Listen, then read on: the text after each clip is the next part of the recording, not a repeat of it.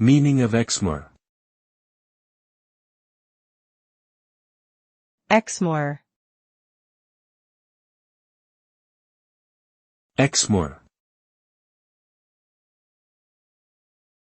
Exmoor. Exmoor.